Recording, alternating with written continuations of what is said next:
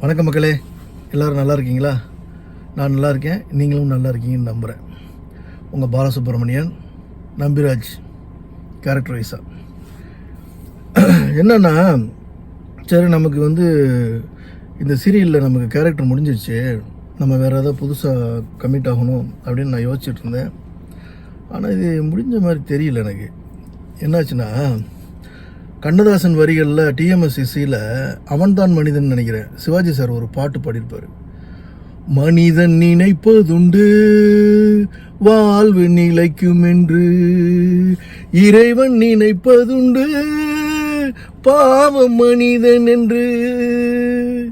அந்த மாதிரி ஒரு பாட்டு. நம்ம ஒன்று நினைப்போம், ஆண்டவன் ஒன்று நினைப்பான். அந்த மாதிரி தாங்க ஆகிப்போச்சு கதை. என்னாச்சுன்னா, சரி உங்களை டென்ஷன் பண்ண விரும்பலை, சுற்றி வளைச்சி பேச விரும்பலை. சரி ஷூட்டிங்கு கூப்பிட்டாங்க, சரின்னு சொல்லி போனேன்.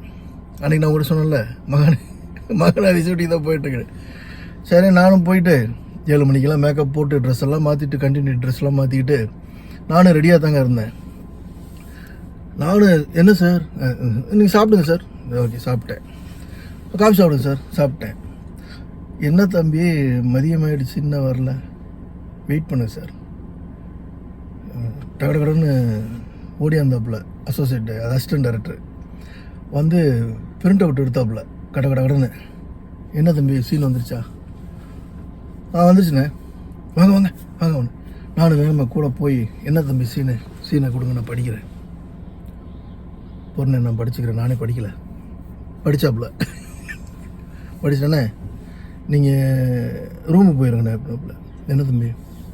இல்லை நீங்கள் ரூமுக்கு போயிருங்க, நான் சொல்கிறேன் அப்படின்னாப்புல. சரி நான் ரூமில் போயிட்டு மதிய சாப்பாடு சாப்பிட்டாச்சு, உட்காந்துருந்தேன். அண்ணே உங்களுக்கு இன்றைக்கி ஷூட் இல்லைண்ணே, நீங்கள் கிளம்பலாம். என்ன தம்பி, என்ன ஷூட்டிங் இருக்குது இன்றைக்கி? ஏதோ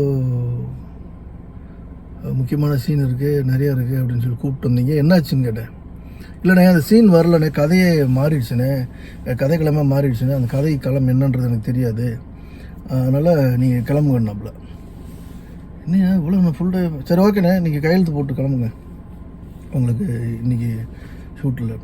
சரி ஓகேன்னு நான் அட்டண்டன்ஸில் கையெழுத்து போட்டு கிளம்பிட்டேன். சரி ஓகே, ஏதோ மாறும் இருக்கு. அப்புறம் திடீர்னு நேற்று ஃபோன் வந்துச்சு, அண்ணே நீங்கள் அனைவரும் இன்றைக்கி மதியத்துக்கு மேலே ஷூட்டிங் வர வேண்டியிருக்கும் அப்படின்னாங்க. தம்பி நம்ம வெளியில் போகிறேன். இல்லைண்ணே நீங்கள் பரவாயில்ல, நீங்கள் வெளியில் போங்க, நான் கூப்பிட்றேன்னாங்க. சரி அப்போ நேற்று வரல, நாளைக்கு நீங்கள் கண்டிப்பாக வரணும்னு சொல்லியிருக்காங்க. எங்கள் மகாநதியில். என்ன மேட்ரு அப்படியா? எங்கே தெரியுமா? விஜய் வீட்டுக்கு. எதுக்குன்னு தெரியல. அந்த மாதிரி கதை இப்படி போயிட்டுருக்கு. இன்றைக்கி எபிசோடை பார்த்தேன், நேற்று எபிசோடையும் பார்த்தேன். நேற்று எபிசோடு காவேரியும் வெண்ணிலாவும் கலங்குறாங்க. வகுத்தில் வளர்கிற குழந்தை சத்தியமாக நான் சத்தியத்தை மாற மாட்டேன் அப்படின்னு சொல்லி அவங்க 2 பேரும் பயங்கர சென்டிமெண்ட்டாக பேசிகிட்டு இருக்காங்க. இதுக்கடையில் குமரன் திடீர்னு பார்த்தா ஊரில் நிற்கிறாப்புல. நான் என்றைக்கு அறிமுகமானேன் அந்த வீட்டில் வாசலில் நிற்கிறாப்புல. பார்த்தா அங்கேருந்து வாசலில் ஒரு லேடி வருது. பார்த்தா நம்பிராஜன் பொண்டாட்டின்றாங்க. என்னங்கடா, எனக்கு தெரியாம ஒரு பொண்டாட்டி கேரக்டரு. சரி வந்துச்சு. குமரன் அங்கேயே உட்காந்துடுறாப்புல இன்றைக்கி எபிசோடில். இல்லை நீங்கள் நம்பிராஜன் உங்கள் கணவர் எங்கே இருக்கான்னு சொல்லுங்கள், இல்லை நான் விட மாட்டேன் அப்படின்னு சொல்லி எப்படியோ கன்வின்ஸ் பண்ணி ஒரு ஃபோன் காலில் எனக்கு பேசி, ஏதோ ஒரு சைகை ஜாடமாடையாக பேசி நான் இருக்கிற இடத்த நோட்டமிட்டுறாப்புல. நோட்டமிட்டு சரின்னு சொல்லிட்டு அவங்க அண்ணங்கிட்ட பேச, அவங்க அண்ணன் என்ன சொல்கிறாப்புலன்னா, நிவீன் என்ன சொல்கிறாப்புலன்னா, இல்லை நீ பஸ்ஸில் வர்றது சேஃப்டி கிடையாது, இவர் நம்பிராஜ் இருக்கிற இடம் தெரிஞ்சிச்சுன்னு சொல்லவும், நீ பஸ்ஸில் வர்றது சேஃப்டி கிடையாது, ஒரு டாக்ஸியை புக் பண்ணு, எப்படி 10,000 ரூபா கேட்பாங்க, நீ காசை கொடுத்து வந்துடுன்னு பார்த்தா, சரி ஒரு டாக்ஸி எப்படி கன்வின்ஸ் பண்ணி பேசி வந்துட்டுருக்காப்புல. இங்கே என்ன போயிட்டுருக்குன்னா, நிவின் இவ பின்னாடி, அதாவது பசுபதி பொண்ணுக்கு பின்னாடி வாட்ச் பண்ணிட்டு போயிட்டுருக்காப்புல. இப்போ பசுபதி இருக்கிறத கண்டுபிடிக்கிறதுக்கு. எப்படியோ பசுபதி இருக்கிற இடத்துக்கு பசுபதி பொண்ணு போக இவர் பின்னாடியே வாட்ச் பண்ணி போய் அந்த இருக்கிற இடத்த கண்டுபிடிச்சிட்டாப்புல. கொஞ்சம் பேக் பெயினாக இருக்கிற இடத்துல இருக்கிற இடத்த கண்டுபிடிச்சிட்டாப்புல. அவங்க என்ன பேசுகிறாங்கன்னு ஜன்னல் எட்டி கேட்டுட்டு இருக்காப்புல. இதுக்கடையில் அவர் காரில் வந்துகிட்டு இருக்காரு. காரில் வந்துட்டு இருக்கும்போது இடையில வந்து பசுபதி அவளுக்கு மடைக்கு பிடிச்சிடுறாங்க. ஓடுறாப்புல, மடைக்கு பிடிச்சிடுறாங்க. எல்லாத்தையும் உதறி விட்டு ஓடுறாப்புல. இது ஒரு டென்ஷன், இந்த ட்ராக் ஒரு டென்ஷன். இப்போது என்னை கண்டுபிடிப்பாங்களா அப்படிங்கிற ஒரு டென்ஷன். இப்படி போயிட்டுருக்கு கதை. இது என்ன நடக்க போகுதுன்னு தெரியல. ஒரு பக்கம் ஜெயிலில் கஷ்டப்படுறாப்புல விஜய்.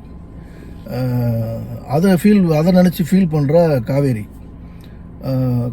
அக்கா என்ன சொல்கிறான்னா, கவலைப்படாத, எப்படியும் குமரன் மாமா கண்டுபிடிச்சிருவார், நம்பிக்கையோடு சொல்கிறாரு, அவர் ஸ்ட்ராங்காக இருக்கார், இந்த நம்பிக்கை எனக்கு வந்து எப்பயுமே ஏற்பட்டதில்லை, அவர் கண்டிப்பாக கண்டுபிடிச்சிருவார், நம்பிராஜனை கண்டுபிடிச்சிருவார், எப்படி வந்து விஜயை ரிலீஸ் பண்ணிடுவாங்கன்னு இப்படி ஒரு ட்ராக் போகுது.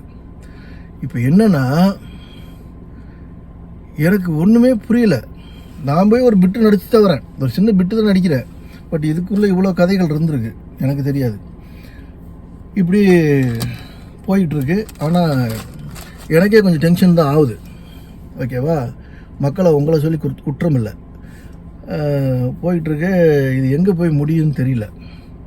பட்டு எனக்கு என்ன தோணுதுன்னா,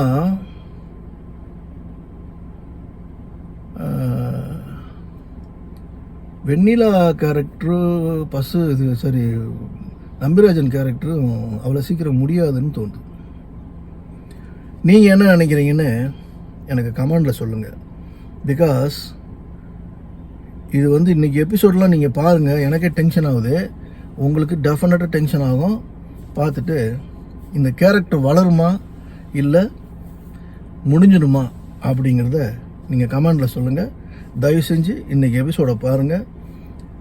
எனக்கே வந்து டென்ஷனாக இருக்குது. அந்த டென்ஷன் உங்களுக்கும் வரும்னு நம்புகிறேன்.